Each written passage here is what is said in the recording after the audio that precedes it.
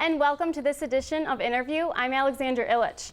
On today's show, we are going to discuss the upcoming Meridian Township Spring Recycling event with LeRoy, Harvey, and Erin Dillman. They are joining me now to tell us a little bit about the event. Could you both introduce yourselves and tell me how you're involved with the recycling event? Yeah, my name is LeRoy Harvey. I work with recycling events and energy projects at the Township. And on my left is Erin Dillman. And I'm the volunteer coordinator for these events, and I try to solicit people to come and help take stuff from the public. Right. LeRoy, could you tell me a little bit about the event that's taking place? Sure, it's this Saturday, the 26th, and it runs from 9 to 2 o'clock at Chippewa Middle School. And that's on Okemos Road, the corner of Kinawa Drive and Okemos Road. It's going to be in the big parking lot, and we're going to be collecting lots of stuff. It's a good time of year to clean out your garage, your basement, get rid of your electronics, your metal, building materials, and we've got a ton of things that we're going to be collecting, partly because the public has demanded it. All right. How long has Meridian Township been doing events such as this? 7 years? Seven? Yeah, this type of event, yeah, since 2007-ish. And we've been doing recycling events in the township for really a lot longer than that, but these multi-item events have been going strong for about 7 years.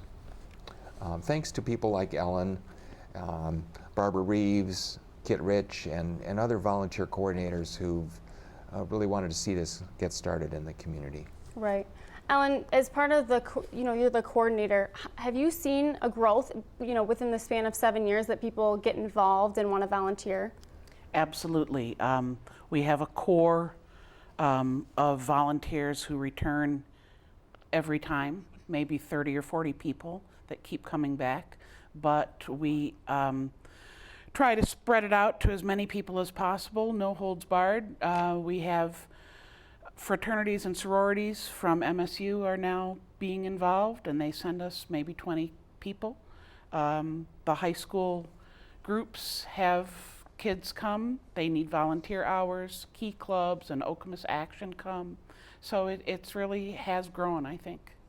And you don't have to live in Meridian Township to be a part of this, correct? Not at all. I had a woman call me a couple of years ago who said, but I live on the west side of Lansing. Is that okay if I come and help?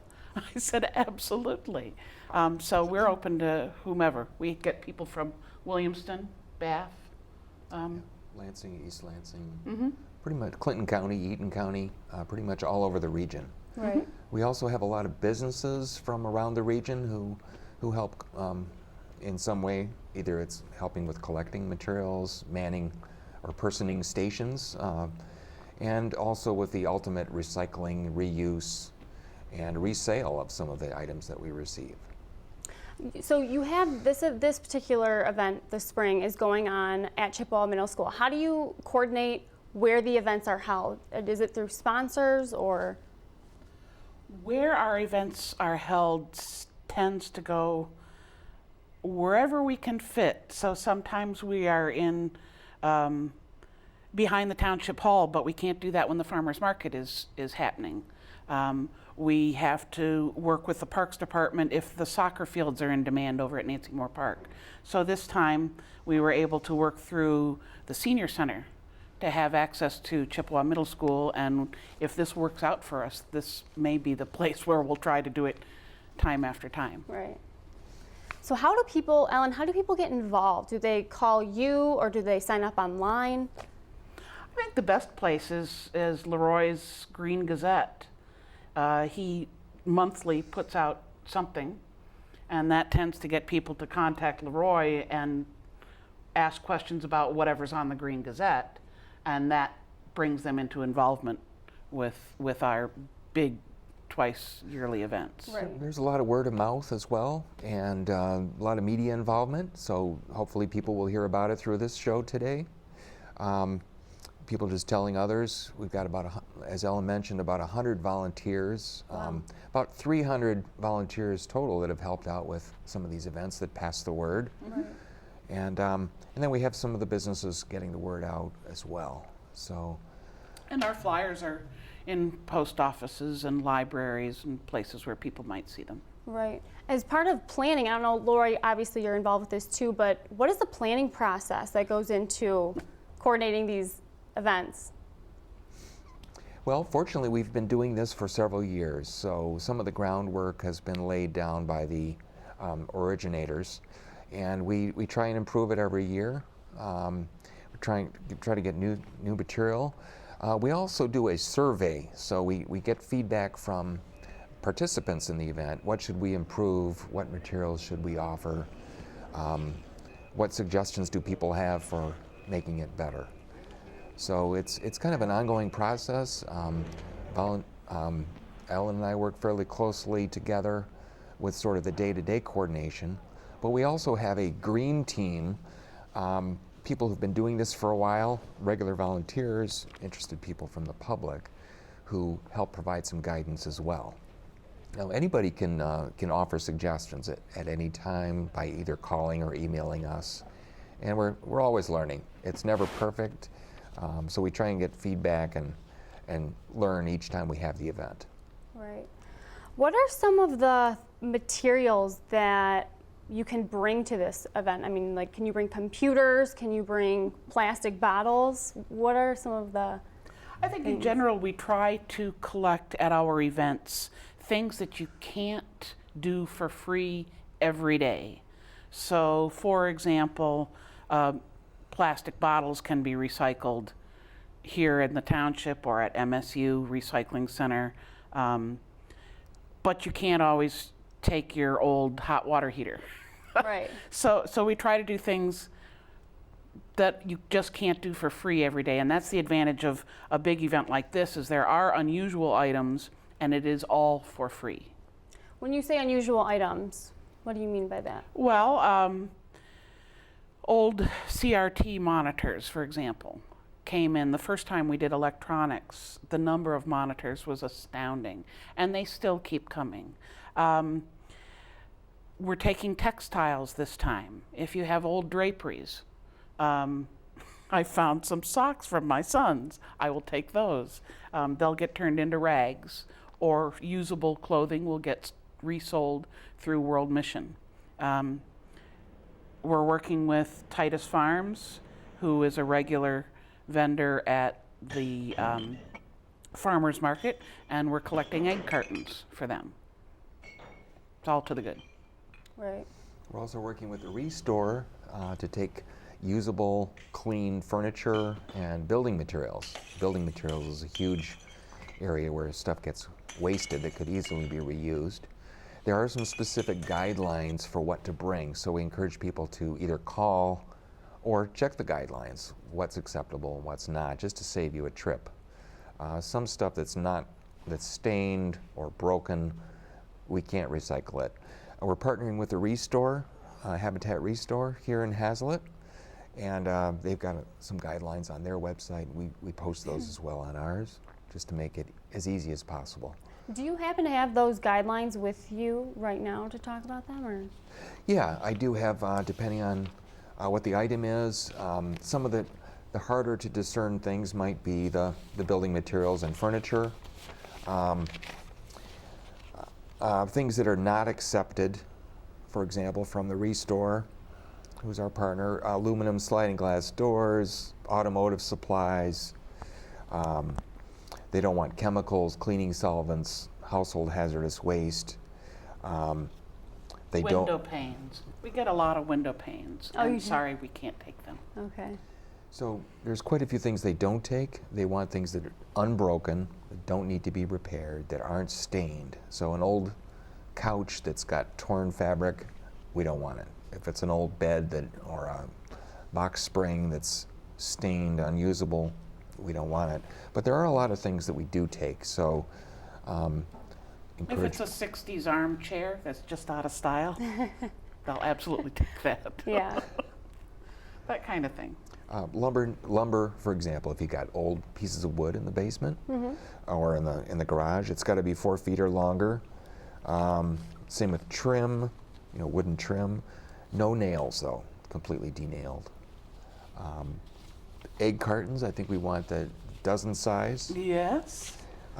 Packing peanuts, we're taking. Not styrofoam this year. not general polystyrene, because again, the township at our recycling center here will take that all the time. Okay. But packing peanuts are very difficult to get rid of. Right. And so we are collecting those, and we generally collect, I don't know, 7, 8 bags of, big bags of packing peanuts every time. Now, as part of the list that you have on there, are there certain things that you encourage people to bring more, more so than others? I Well, don't think so. yeah, again, electronics, metals, furniture, building materials, books, bikes, shoes, clothing, textiles, egg cartons, and packing peanuts. Those are the main items this time. Okay. And we may expand that or change that in the fall. But each of those categories has specific things that we'll take. So check the guidelines, save yourself a trip. If you can work with your neighbor and bring your neighbor's stuff, that's fewer cars that need to come through the event. So encourage the ride sharing. People have even shown up on their bikes bringing stuff. Or we had somebody organize with their neighborhood. So we had 3 or 4 pickup trucks come through from one neighborhood where they just went house to house and collected as many things that they knew that we would be accepting. Right. And that was terrific. As part of the spring recycling event that's taking place on April 26th, is it different than the fall or the previous year? Is there anything different going on during the spring event? Yes. So for example, this time we're taking shoes and textiles. Last fall we took glass of all colors. We did paper shredding sometimes. Sometimes we do medicines, old medicines. So LeRoy and I talk about these typically right after a given event. We sit down and talk about what worked well, what do we want to try to do differently for the next event. And standards tend to be electronics and metals and bicycles. And then other things happen perhaps once a year instead of twice a year. Okay. The other thing we try and do is give people information about other options that exist on an annual or year-round. Right. So we'll give out information about our recycling center, where you can take styrofoam, for example, or the household hazardous waste collections, where you can take your old chemicals, and as well as other regional events that might be happening. Right.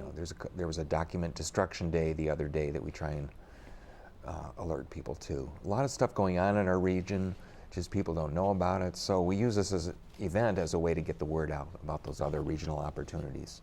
Right. What happens to all of the materials that you get after the event? Well, each event type of material varies a little bit.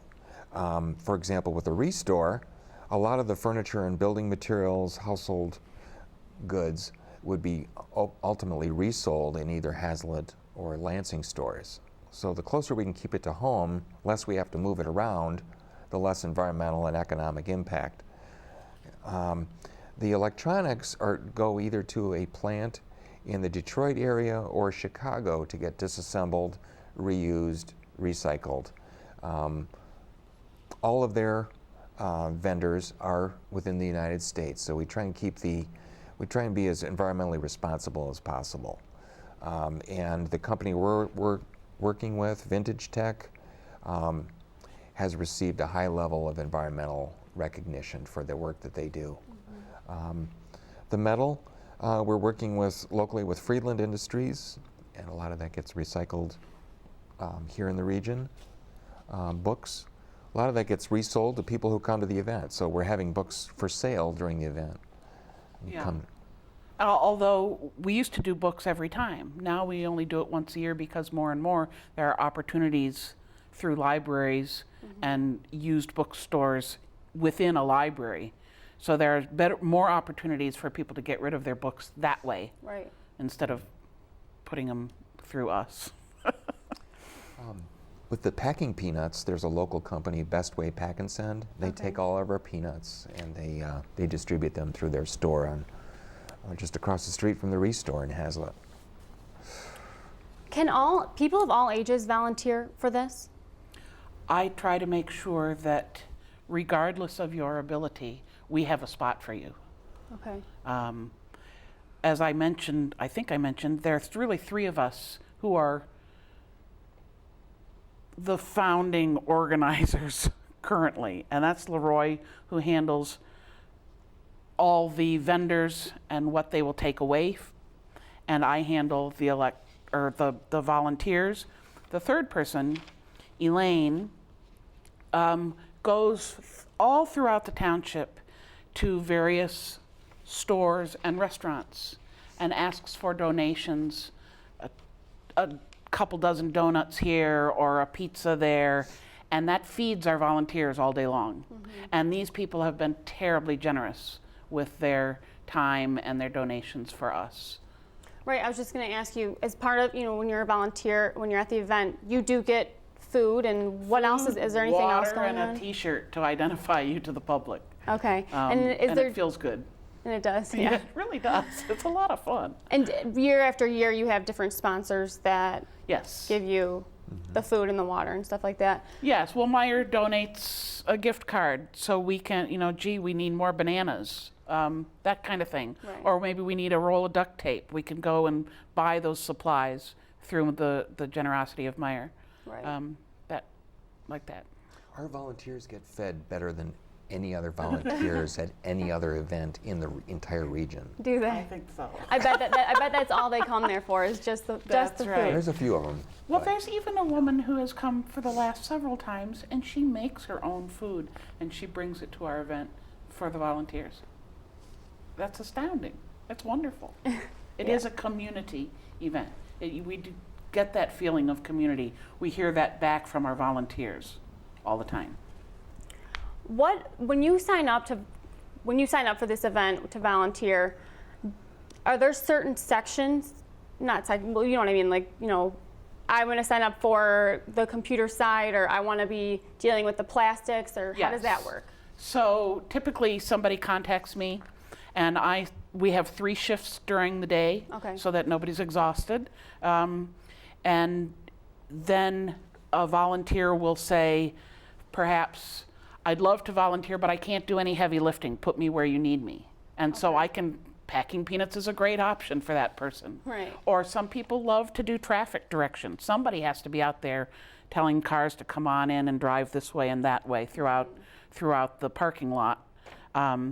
So they contact me, and they will specify a time and a station if they prefer electronics or books or what have you. And if they're open to it, they say, wherever you see the need. That means that it's my job to take 100 people into a time frame and organize them in that way. Right. So that there's somebody at each station to take things from the public. Right. Is there a limit to how many volunteers you can have, or you're just looking to get whatever help you can get? I don't want anybody to be bored. So if you have too many people, then you have folks standing around doing nothing. And those periods come in the course of a day because traffic comes and doesn't come, like anywhere. Right. But I think we've kind of gotten it down to a system where we know that it takes about 7 people to run the books, for example, and it takes about 5 people to run the medals. And then within the day, we ask all the volunteers to be flexible. If nobody's coming to books and there's a line at the medal, can we send somebody to run over there and help out for a few minutes? Right. So it works very smoothly, all in all. LeRoy, I know I had talked to you before about Meridian Township winning the gold for excellence in environmental saving. So why is events such as this so important for the township? Well, recycling is something that everybody can do, and a lot of people want to do it. And there's a lot of stuff that they can't put out on their curb that we take. So recycling is just one of the many environmentally friendly things that people can do, but it is something that everyone can do, and everyone has a lot of junk that could be recycled. That's a bad thing and a good thing. But the level of environmental interest in the township, I think, has always been high. It's one of the things that attracts people to this community, and they want to do what they can to preserve the environment. and people want to clean house occasionally, so this is a great opportunity to do so. Kind of a spring cleaning opportunity. And but again, it's just one thing that people can do. If people want to find out about some of the other environmental projects that are going on or initiatives that are underway in the township, we try and put some of that information in our newsletter, but the township website is a good place to look, because there's really a lot going on at the Harris Nature Center. The Environmental Commission has a environmental series that people can tune into on home TV. And then we have an energy team, a recycling green team. Community gardens is a real blossoming area in the township. There's about 10 community gardens. Now's a good time of year to get involved with community gardening. Yeah. Or your own backyard. Right.